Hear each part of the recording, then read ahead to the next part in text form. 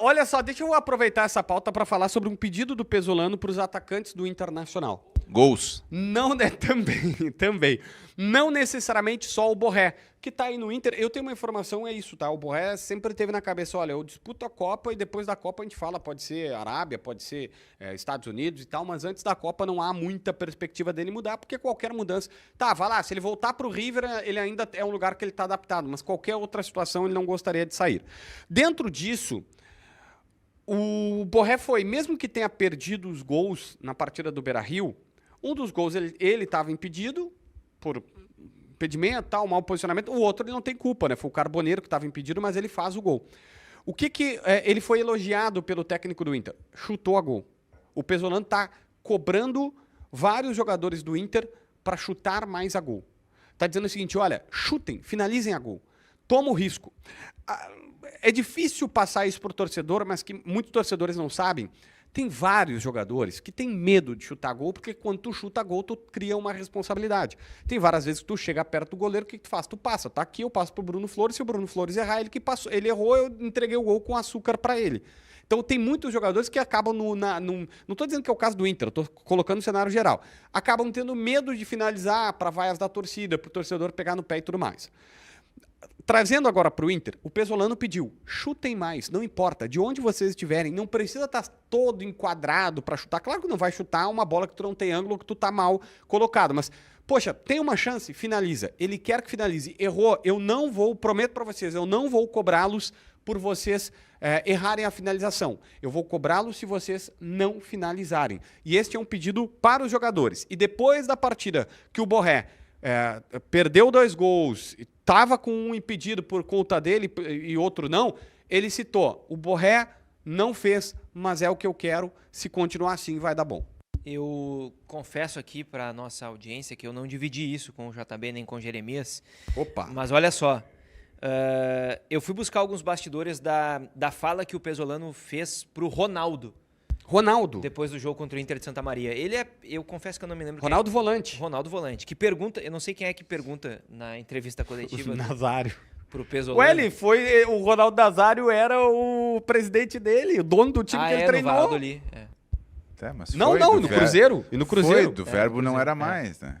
Tá, vamos lá. O Ronaldo Volante, tá? O Ronaldo Volante. Eu fui buscar alguns bastidores porque eu fiquei curioso com o fato de o Pesolano dizer, olha, o Ronaldo é um jogador muito interessante. Era uma pergunta que eu não me recordo quem é que fez, mas era uma pergunta na coletiva no sentido de, o Ronaldo, né, foi criticado no ano passado, agora tá abrindo a temporada titular, e aí, né, tem um Grenal pela frente, e aí o Pesolano diz, não, ele é um jogador muito interessante e tal. E aí eu fui buscar algumas informações. Eu procurei algumas pessoas próximas do Ronaldo, e o que eu ouvi, primeiro, tá, a questão contratual dele. Ele teve proposta do Guarani para sair, e sim, não era uma proposta financeiramente igual à do Inter, ele ia ganhar menos, e ele não saiu. Mas ele também teve uma conversa com o Pesolano para o Pesolano dizer, olha, eu vou dar oportunidade para todo mundo. Aquilo que aconteceu em 2025, eu não vou levar para 2026. Então eu vou dar a chance para todo mundo jogar, vou observar todo mundo.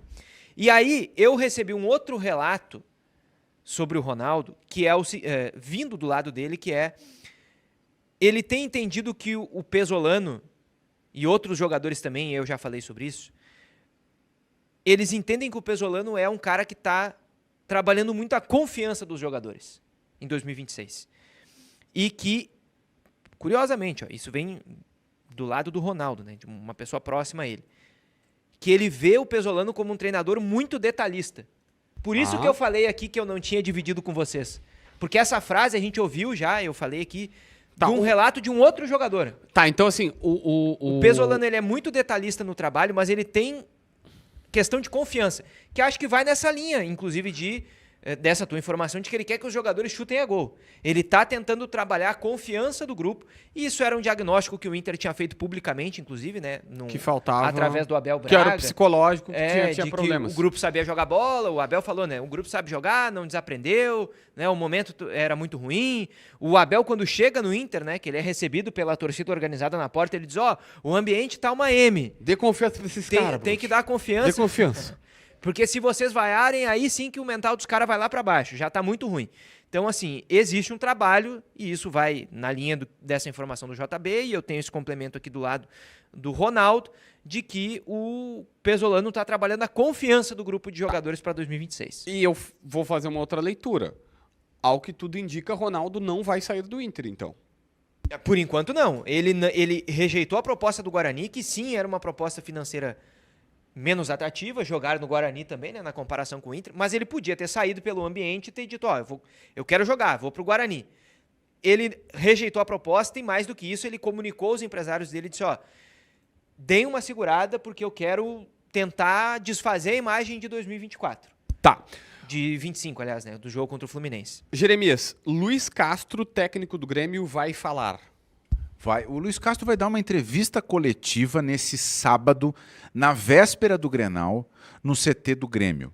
Uma entrevista de 10 minutos. Cronometrados. Numa nova modalidade que o Grêmio está testando, que é falar fora da sala de imprensa, à beira do gramado do CT.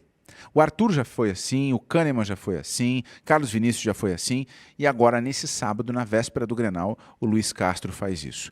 É uma modalidade incomum. Grêmio e Inter não tem feito isso, tá? Uma coletiva mais informal, né? Eu acho que eu tenho fotos aqui. É uma coletiva menor, com menos integrantes, menos participantes, e incomum por ser na véspera do Grenal.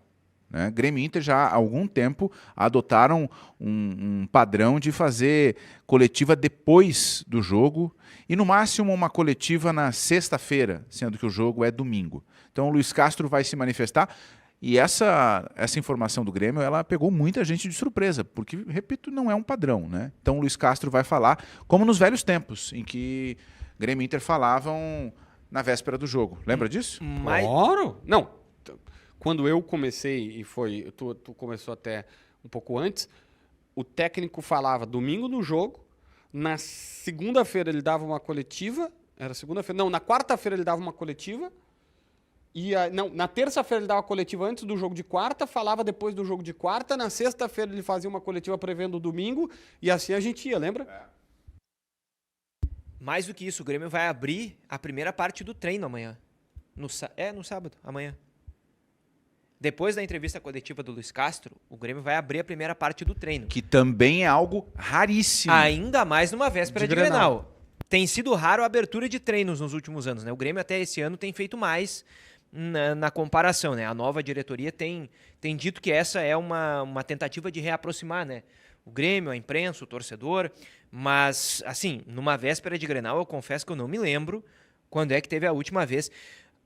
Talvez a última vez tenha sido assim, quando a gente ainda acompanhava treino aberto e chegava na véspera e só acompanhava o aquecimento. Aí era o processo contrário.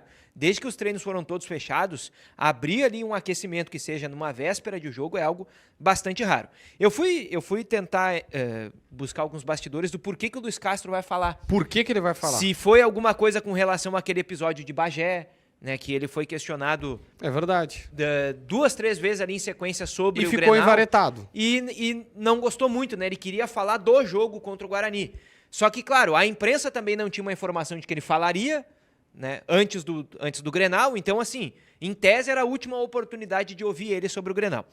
Eu não ouvi nada que dissesse respeito ao episódio de Bagé, tá? Eu não tenho nenhuma informação de que, olha, ele não gostou do episódio de Bagé e aí quer limpar a barra, ou ele achou que aquele episódio despertou ele para falar. Não sei. O que eu consegui colher é que a ideia foi dele, que ele julgou importante que ele falasse antes do Grenal. O próprio Luiz Castro entendeu que a ideia dele antes do Grenal, dele falar do Grenal antes do Grenal era importante. Vou dividir aqui uma informação de bastidores de antes dessa história, de antes, quando o Grêmio levou os jornalistas na primeira edição dessa entrevista e do treino aberto, né? Que essa é uma reivindicação de muita gente que produz conteúdo. E foi feito esse pedido para a nova diretoria do Grêmio, assim como foi feito o pedido também para o Inter, e a nova diretoria levou isso adiante. O relato que o Grêmio me passou é que o Luiz Castro estava sendo muito receptivo, foi exatamente essa frase. Ele está sendo muito receptivo às ideias que o clube está colocando. Tá? E por que eu estou trazendo esse relato que faz tempo que esse relato foi feito. Porque a gente já disse aqui que o Luiz Castro estava caçando o X9 e reduzindo o número de pessoas, pedindo para fechar persianas e tal. Mas o relato que eu tenho é que ele está sendo muito receptivo. Tá? Então o Grêmio está dizendo que foi ele que pediu para falar. Mas o Grêmio também pode ter ofertado, né? E ele disse, beleza, vamos nessa.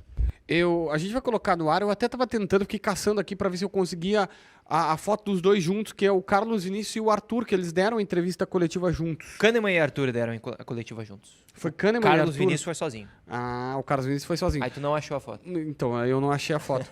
Mas, ó, é um banner... todo mundo coloca os microfones ali um pouco mais longe, não é um microfone que tá...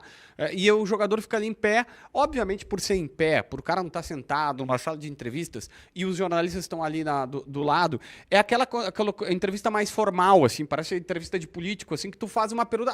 o repórter se obriga... Porta-voz, assim, né? Isso, o repórter se obriga a fazer uma pergunta mais curta, e o cara que tá ali também faz uma resposta mais curta. O Grêmio foi criticado por algumas pessoas nas redes sociais pela estrutura da entrevista. Ah, eu vi isso. Né? Achei...